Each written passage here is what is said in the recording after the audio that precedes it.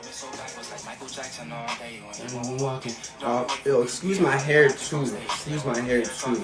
You know what happens when you're an entrepreneur? For all my entrepreneurs, you know, your hair, I think, is the last thing that you can kind of like really get under wraps for real, because of the fact that it's like, I don't know. I feel like hair takes a long time. Like sitting in the barber chair, so many things you gotta do, so many things be happening so many things happen. Yo, what is going on, my boy?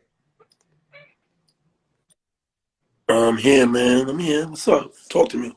So you can. Oh, Are God, you everything valid?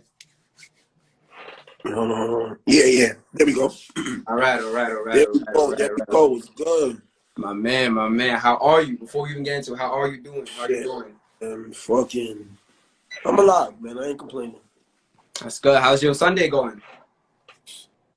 So I've been outside since 9:30. So I've been Oh, running. oh. Hey, Man, it's bane of the game, right? Bane of the game, for real, for real. So thank you for coming on. You know what I'm saying? Everybody that's flooding into the live right now, I appreciate you guys right now. Right, so welcome everyone to another episode of Kickin' It with Kachi, where we kick it with the realest, powered by the DC Voice, every Sunday, 7 p.m. Eastern, 4 p.m. Pacific time. And we highlight entrepreneur of color that's really like taking the industry by storm. And I honestly feel like, right, today we have the utmost pleasure, the biggest honor, and the best blessing of having a true pioneer in his field, the Mugzy McFly, fashion designer, graphic designer, CEO, Signed by McFly. Right, what an intro. Thank you. of course. So, say you're doing all right, right? So, I know you do interviews. If you guys know this guy, right? This guy is everywhere, right? Essence, Forbes, News 12, The Bronx, every other day. You know what I'm saying? And this man is everywhere, right? And you've been in the game for about 7 years now, since like 2014, 2013. I'm in the game, but it's probably my 8th year I dropped my first collection. 8th year. So when did you start taking your passion seriously? Like, when did it start going from a hobby to, yo, I gotta make some bread with this? Maybe like 2012, I started scratching the surface of like, yo, maybe I should just do this for real. And fuck the work and shit. Let's just focus on this. Mm-hmm. So then how is where you're from? Because being from the Bronx, you know what I'm saying? We have a certain, what's the word? A certain je ne sais quoi, a certain connotation that comes with the Bronx of being gritty, being, you know, kind of being, we're kind of underdogs when it comes to the New York City, you know, scene, right? So coming as a fashion designer, how did that sort of motivate you? Did it sort of, you know, get in your head as to sort of like, yo, I'm a Bronx designer. I have a certain mission to bring the Bronx to some sort of limelight, and so to speak.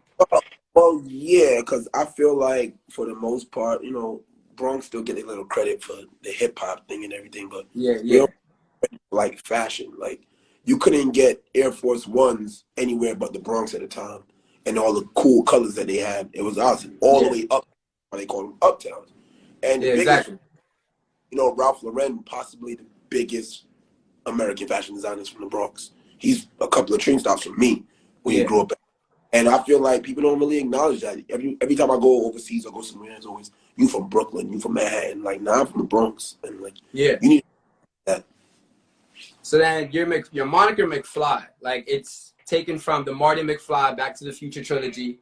And if you know, the Air Mags, the hoverboards, the DeLorean, right? So it's usually like, you know, other famous people, you know, McFly the designer, you know, other people, they use the term to signify some sort of futuristic, some sort of, you know, gender bending, or what. How does your moniker sort of help to get the essence of your brand to people who may not know who Mugzy McFly is? Well, McFly is an acronym for Many Can't Fly Like You. Oh, wow, okay. 2, I always wanted to like make something that was quote unquote timeless. McFly is timeless. He was always obsessed with the future. And I feel like I'm kind of obsessed with the future. I always think 2, 3, 4, 5, 10 years ahead. And I don't ever think about yesterday. I always think about not even tomorrow, maybe 2 weeks down the line. I might not be right now. Might not be it right now, but I will be. And that's kind of how I am. Like, I always play the long game. So the McFly thing just kind of tied in perfectly. So then, was it always clothes, or were you more sense into the visual aspect and then getting into the putting it onto hoodies, you know, sweaters and things of that nature? I always kind of was into like creating, but I feel like it started with like photography and like video. Like all my friends used to rap, and I kind of managed them, record them, and do all that kind of stuff. So that's where my thirst for anything creative first came from. Okay, okay. And then since the conception of your brand, really, it seems like you like have a roster, like a roster of like people around you that are also titans in their field. Like you have your collab with Savior, that's owned by J Tips. You work with DJ Tech 7 all the time, Turn Your Events, Dynasty Continue, all these amazing brands. So where do you find these people? Essentially, like how does the networking thing happen with Signed by McFly? Well, I don't really play the little contract to bullshit. Everything I do is authentic. Tech 12 is like my brother. Like I seen him play somewhere. I liked him. He's from the hood. I put him on. He been my DJ since. J Tips is like my childhood best friend. So it is kind of tied in. Like I don't really just play with, oh, you have a brand, I have a brand, let's work. Or you do this, I do. Nah, like anybody that's worked with me, we had history. We from the same place. We have bond besides the craft. And I feel like I'd rather have that energy, that bond, than give it to a stranger. You know what I'm saying? Exactly. By Bill. And I feel like that's kind of what it is like when you come from a place that's kind of an underground, like an underdog type of place, you know, like the Bronx, where you may not get those hands from other outside places in the industry to give you that sort of leg up. So you kind of have to look to, yo, my friend's a rapper, my friend's a designer, my friend does music, you know, things of that nature. So it's cool to sort of see, like, you know, you always look at like, oh, this person was with this person here, like, you know, Pharrell's was with Kanye, and now you look at you sort of also created that sort of imprint in the Bronx, so to speak, right? And recently you opened up your own new retail location, Uptown, right?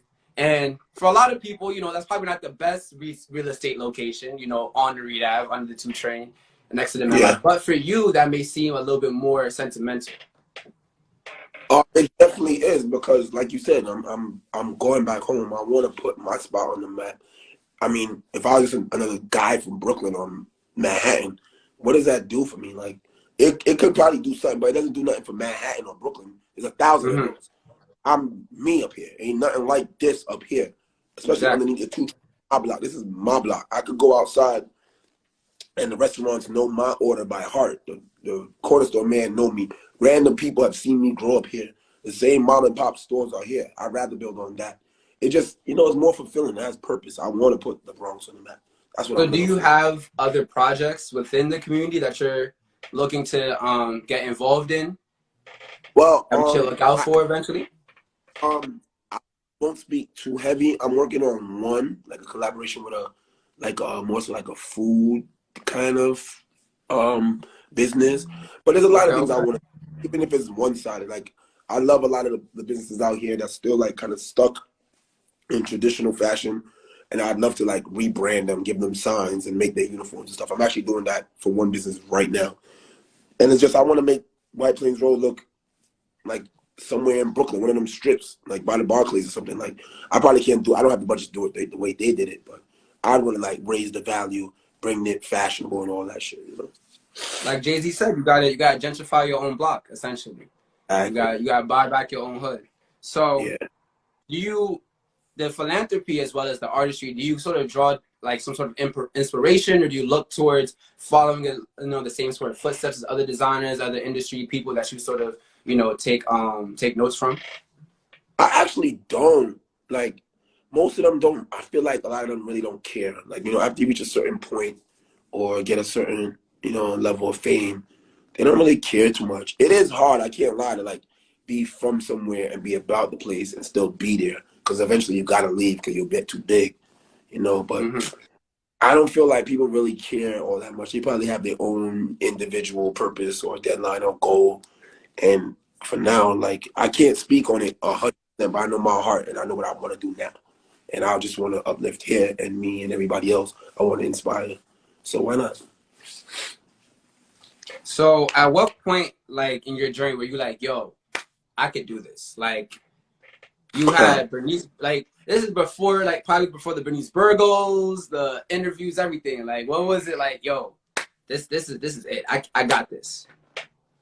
I had a couple of the moments. I can't lie. A couple of the moments I had, and I was like, you know what? Maybe I am right, because you get doubt even today. Yeah, exactly. I still get doubt, believe it or not. It happens. The higher you get, the harder the fall. So, I would probably say I'm gonna just throw one out. Like it changes every day, every hour. But the Young Thug, I got a Young Thug placement like right after the premiere.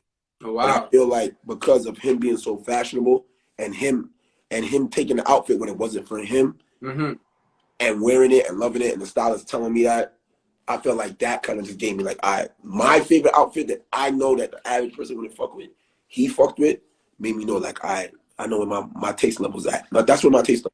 I got something. Like, you know, it was validation to me. And you know, my next questions are kind of along those same lines, and where now this is for the younger designers. You know what I'm saying? Because like you said, there's not a lot of fashion designs that come out of the Bronx. Name me Uptown. We're kind of like a you know, forgotten area, just thrown closer to Westchester. You know what I'm saying? So for you, right? How am I gonna frame this question? Basically, what are some lessons, right, in going through you know, money or going through networking, or what are some lessons that helped you along your journey that you can sort of pass on to a younger designer, or even a younger Mugzy? I wouldn't even say to a designer. I just talk about trying to do their own thing or creative, and it comes to a point where you kind of just gotta love this shit. That's all. That's really, if I want to make it as simple and plain and lowest level, you just gotta love it. Whatever you're doing, love it, because if you don't love it, you're not gonna stay up all night. You're not gonna run on fumes. You're not gonna go the extra mile. You're not gonna get through all the tough parts where you're not making no money, the cold winters. You gotta love this shit. I mean, like I said, I've been up since 10, and I probably 3-4 more hours in my day to go regardless. And I love what I do every day. So that's why I can push through. But God forbid I was at work and my boss had me from 9 to 10 p.m. I'm shooting myself in the head. It's a different. You love what you do, the energy is different. And that shit don't lie. So then with the idea of loving what you do, where do you find the balance of, yo, I need some ish to sell, or I really want this to push because I really love this style? Is there a boundary there, or is there some sort of balance you have to go through? A real good question. Most times it's 50-50, but right now I'm probably more so like 65-35. 65, me making something I like. Like, fuck everybody else. I'ma just make what I like. And I feel like when you get too caught up in pleasing people, then your brand is what? Like, what story are you saying? What's your purpose? It's just money grab. But don't get it fucked up. I'll make something I love. Like, I love my varsity jacket. Yeah, exactly. Normally, the Mugzy thing to do, this would have been orange. But I know that the average person don't wear orange half as much as 1/3 as much as I do. So what I would do is now I'll bring out the black first. And the black and white you wear every day. The next color, well, I just gave it away. The next color is gonna be orange. That color is gonna be potent. That's for the person that could dress, the person that wears, or the celeb that wants to place me. Like, I need something loud. The black and white is for every day. The orange. So I usually play with colors. Styles every once in a while, but usually it's like, all right, I'm gonna give them a color that's mine. I'm gonna play a little safer on the other end. Gotcha. So 65-35 if you want to think about it. So then what color do you feel like we all know, if you know Mugzy McFly, you know his favorite color is orange. You see orange in everything. Like, we already got orange in it. We know it's orange, right? Orange, you know? Do you want to talk a little bit about the story of why orange? Because a lot of people like orange. It's not the prettiest color to use. I don't think anybody really asked me that. All right, so basically, I grew up hard. I didn't have it like that. Nobody really blazed me because I used to just finesse my fits. But I grew up hard, so my mother would make sure she buys me sneakers that could fit almost any outfit. You know, and it's the easiest color to match. So I used to have a lot of red sneakers and all that. Exactly. Then she ended up getting me the Air Max TNs, the orange joints. Oh, I love those. And I only had one shirt to wear with it. Oh. And it was so crazy because I kind of started the time of me having a pair of sneakers that I like, but I didn't have the outfits to match. And on top of that, since I didn't have the outfits to match, I didn't wear a lot, so they stayed clean. So I started exactly the idea of my sneakers staying fresh. Yeah. She gonna fuck me up. She should have never did that. So she gave me that, and I left orange alone after that. Like I went to purple, blue, red, more popular colors. Yeah. And I always liked orange. And then when I kind of got up, like I'll see little pieces I like, and I'm like, damn, I want that, but you know I don't got orange like that. Yeah, exactly. So I started testing myself. I'll start buying stuff, and like it don't matter what color it is. I'll finesse a fit later. Mm-hmm. To a point where I start making my own stuff, and it's like, you know what? Like I'm gonna just make it orange. And I didn't want to like overbear people with logos. I wanted like the mental real estate in your head, where it's like when you see orange, you think me, because no brand. You know, there's Nipsey Blue, there's Jay-Z. Yeah, exactly. You got the Mugzy orange. Green and the red, Burberry got the brown, Louis got the damier print. Let me do orange. I could do that. Naturally, mentally, orange is the color of creation and energy. And I feel like what I do and who I am. So that was kind of like the mental math on that. Like I colored my Jeep all orange because I couldn't put logos all over it. But I was like, you know what? That orange thing, when I did it, Jeep didn't have stock color orange. Yeah, exactly. So I was first with that. They can't tell me nothing. And it was like, yeah, I'd rather stamp that. So orange just became the color. Now you might see orange and think of me. You might buy something and want to come. You might buy a pair of sneakers and want to come to me for an outfit because you know I got it. Just like you see black and red and it's Michael Jordan. Like that's just exactly. No. Yo, I'm saying all the young colorists, all the young designers in the comments, that was a gem. You know what I'm saying? Like that actually was color association. Like a lot of people, like, you know, with logo design, fashion design, color association. So honestly, I always knew like you loved orange, but I never knew that full story too. So I'm glad we got that on record that we can like show to other people. So now looking into, because we got, looking at my calendar, like 2 more weeks for 2021. First, we got New Year's plans. What's going on? I mean, like go outside plans. That usually I used to be a party promoter, so I usually host stuff, but I don't know about that this year. I decided I wasn't going nowhere like that for a while. I probably chill. Business wise, from probably here to the end of the year, I'll probably drop a bunch of shit. Okay. I actually have like 4 or 5 things in the tuck, a couple of things on its way. So I'm trying to be the Christmas present. So exactly. I want to hit the start of next year heavy. So are you doing? Because I know you did a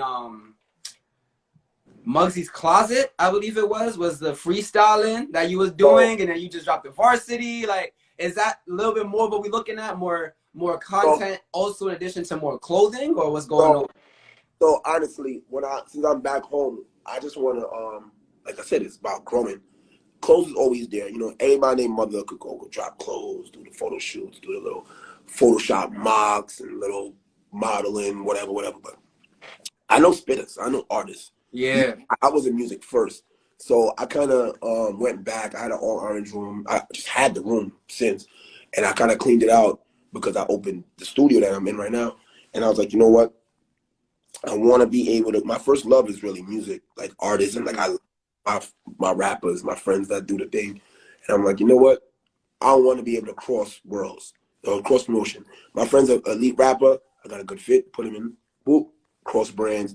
He posted, I posted, the Cranman posted. And, you know, it gives them media, it gives me media content. So why not? You know, that's important. That's sneaky. Put on my shit. So, you know, so I just want to bring that back. Like, not everybody's outside and have these connections that I do. So why not use it? Yeah, Denzel Porter, that's a sneaky one. A lot of people in the Bronx don't know about that one. That's a low-key legend right there. You might. I'm talking about, you know, before fucking MySpace, Skonex days. I'm bringing niggas out. And you know, I'm not gonna just do underground shit. I mean, I'm gonna build my hood first. And like, you know, relationships, I'm not gonna be a person that's playing favoritism. If I fuck with somebody's music, I'm gonna, you know, it's gonna be niggas that first time rapping that I fuck with, niggas that been vets, niggas that celebs, niggas that's borderline celebs, niggas that might have been washed up but still got bars. I'm gonna please it like that. But all around, you're gonna be fashionable. If you're not fashionable, they asking for a McFly. They asking for a McFly mixtape. Oh, so that's the funny part, because that was something I was in the works. But now I'm helping my DJ Matt out. He's doing Big Bronx Energy. So I've been like in the back. I've been in the back end helping him with that mixtape. But I do have a lot more musical stuff in motion. I'll even tell y'all from now. March, I used to do Uptown Bound, and that used to be a concert series. Wow, okay. Once a month, I'll set the stage for like 3, 4, maybe even 5 rappers, and they get their slots to rap. You know, I put out polls to see who you want, tag them, blah blah blah. Get the heavy hitters, get the newcomers, and everything. A good mixture. I'm also starting that back up in March, the same place we did the fashion show at. So you're legit getting this because nobody know. I haven't spoken to anybody about this. So you getting this. Jeez, we got exclusives. In March, I might do 1 Thursday a month. And that's just because, like, if you're going to pay attention to me, come pay attention to my friends. My friends are fire. You know, I could build me. It's going to be a free event. I can help them build their clientele with merch and everything else. And just spend the creative, juices. That's it. So then, going into January, we already know we got more music. We got a whole lot of clothes. Is it going to be new clothes going into December? Is it going to be restocks? I need some restocks. Wow, you asking? I ain't gonna lie, you really asking some I need shit. the sneaky deeds. I need everything. Ain't even lie. All right, so one thing about me, I don't know about every other designer. With me now, I have a problem where I just keep creating. Like if I didn't make 100 designs tomorrow, it wasn't about money. Just tomorrow, I could do it. So now I'm trying to like slow down on some shit that I did 30, 40 pieces I sold out and people wanted. I'm gonna go back now and I'm gonna remake a lot of things. Wow. Because what I learned is that our fucking attention span is really small. So I could drop something. Like I dropped this at the fashion show, then I wore it, and it's not till I released it that somebody caught onto it. But they might have times, but they didn't catch it. Exactly. Or you gotta see me wear it, or see somebody else wear it, or see it in a music video. Like it gotta be fed to you a couple of times. So what I'm gonna do, I'm gonna double back with a lot of the fire joints that people been asking for, and I'm gonna please the crowd. I'm gonna go back. And the thing about it is that as I continue to grow, something I dropped 2 years ago, my fan base now compared to 2 years ago is completely different. So it's brand new. I don't gotta run it red. I can please the crowd, so I'm gonna go back and do that. Wow. All right. So before we get out of here, I want to play a little lightning round with you, so that when we get back, we can pick your brain a little bit. I know I asked all the sneaky questions. I hope your manager, your publicist don't get tight at me because you let out some secrets. Listen, I call the shots at it. Oh, nobody gives me a lot of the secrets. But so what is a day with Mugzy like? Hectic. Okay. Hectic, crazy, orange. Yeah, if you're going out with Mugzy, you gotta be up at 6 a.m. and going to bed at 6 a.m. Nah, I ain't gonna lie to you. Just be punctual. I'm gonna set the tone anyway. I'm up 9, 10 o'clock. Depends on what it is. Now the time when you go to sleep, that's a whole different argument. You don't really sleep too much over here, even though y'all should. I'm telling y'all right now. I mean, you 100 designs a day, you can't sleep. Exactly. Whoa, where your audio went? Oh. Yeah, I got you now. Okay, I didn't know where it was going. But yeah, so explain, who are your favorite Bronx artists? Artists as in musicians or what? Let's say musicians, yeah. Oh man, that's a tough one because I know so much niggas. All right, you know what? I'm gonna go off of the niggas that's in my iPod right now. Okay. I sound old because I don't make iPod. on my Apple Music. The guy that's on my Apple Music right now is Denzel Porter. Okay. Flo, J Tips. Okay. EWH and Swave. Okay.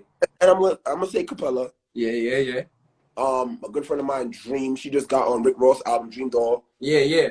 And then I'll just give my young boy Teddy B's because he's really about it and he's been invested in this shit. The Gazas, obviously. I'm not gonna lie. Like anybody else, if they make their noise, they ain't reach me. These are people that I watch. Yeah. I mean, low key, my friend makes music. I listen to him a lot more than I listen to the big name artists, because like that's my man's. You know what I'm saying? Like even off on the list I just named, I got a lot of niggas that do their thing, but that's just the people that like I can name you a favorite song. Don't mean you not on that list, but I can name you a favorite song of them guys. Got you. So what is your favorite Signed by McFly piece? Ooh, you know what? I'm gonna say the last sneakers I dropped is my favorite piece because I love the design. and I believe it's one of the hardest pieces that for me to make. Like anybody, they could copy this jacket any day of the week. Yeah. Sit down and make a sneaker functional, comfortable. Anybody that got a pair of them, they comfortable and they look good. You know, you can't just drop out, wake up one morning. That ain't easy. That ain't easy pushing. So I would say the sneakers. Yeah, again, to sneakers, that's different. Like a lot of brands not doing sneakers because that's not, you know, everybody's wearing Nikes or Yeezys. Like it's a really hard thing to get into. So really commend you for like, you know, first of all, not just one but two sneakers. Changing the game, but two sneakers, crazy. Yeah, that's the most. That's it to me, definitely. So, what is a go-to food place that you always go to in your hometown? Anybody that know me know I live at Gold Star. Just came from Gold Star's on 219th Street. Jamaican food. If I go in there, they know my order already. We start bagging it up as soon as they see me. But yeah, that's my spot. Gold Star. You know, I'm Jamaican. I'm eating Jamaican food. Why not? They don't hit you with the Mina have that. They have it for you. They got, if I come to the side. They got it for you. All right, so who's your favorite basketball team in the NBA? My favorite basketball team by default is the Brooklyn Nets because my favorite player. Okay. That's the only reason. Otherwise than that, I wouldn't have it. I'm an older dude now. I don't really care for teams. It's more about my favorite player now. Yeah. Okay. I understand. So now, what's your favorite season to design for? Oh, the favorite season is designed for. Obviously the birthday season. I missed the October. Yeah, of course. My fault. It's orange. Yeah, my fault. The suspects is fall. Yes, of course. Nah. No funny shit at all. I feel like I actually, not being biased because I bought it for. I feel like anybody and everyone could be fly in summer. You know. Yeah. Little shorts, showing your ankles and all that shit. But like to layer this shit up and do these colors and be functional and be warm and look good in New York City because we don't close our jackets out. Yeah, exactly. You gotta let it. Yeah. It's a little different sauce for you to be flying fall. So fall is my favorite. It's most cozy. People go hardest and go left and right. I love fall. Got you. All right. So my last question. Since it is almost that time, and we know you are the giver. You the one that all your friends get put on by Mugzy McFly, but we want to know what is the ideal Christmas gift for you. So whoever wants to get you a gift can get you a gift. Obviously, that would be me because I don't get paid enough. But maybe somebody in the audience can get. Yo, you know what's so funny? Like, I don't want to sound like I really reach a point where ain't much material things you can get me. Adobe Photoshop subscription. You can ask for anything here, man. Like this is your favorite guys. I'm not gonna lie. Like I want my Tesla Cybertruck. It ain't coming I'm not gonna lie. I don't want to sound like shallow, but anything I want is gonna cost.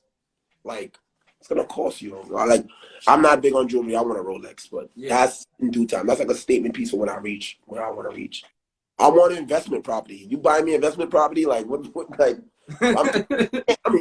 I'm going up. The little materialistic stuff, you know, is usually handled by me and my shorty. So I can't think of a gift. I want peace. Give me peace. That's what I want. Peace. Maybe a little rest. Do some work. Do some work for me that I ain't got to do myself. So if y'all want to make a good client that want to pay. Cool. That's your client that don't need no work, but it's going to pay. Just going to pay. It's life. So, honestly, that's all the questions I have for you today. Is there anything else that you want to let the people know before we get out of here? Nah, man. Just keep dreaming. And, I mean, anybody out there that aspire to do anything that you think I can, almost anything, because I feel like I can help with anyway. I just want to help people. I didn't have that person that I could go to. You could DM me. People DM me, see me on the news, yo, and I help them. I've met plenty of people like that. They pull up right here. And why not? If I got the knowledge here. Come check out the book. I built the ladder. I mean, I'm here for it. That's really what I just want to further us all. So if you need me, I'm here for it. That's all it is. That's beautiful. And honestly, he's right. You know what I'm saying? Right there in Uptown, 238th. If y'all in the area, go check out my guy, Mugzy McFly. Thank you so much, honestly, coming through and kicking with us. You know, we definitely appreciate it. And make sure you guys follow the DC Voice to watch this interview, past episodes, and get information on future interviews. Hope y'all have a good night. Mugzy McFly. See you later, my mans. And everybody, see you out. All right.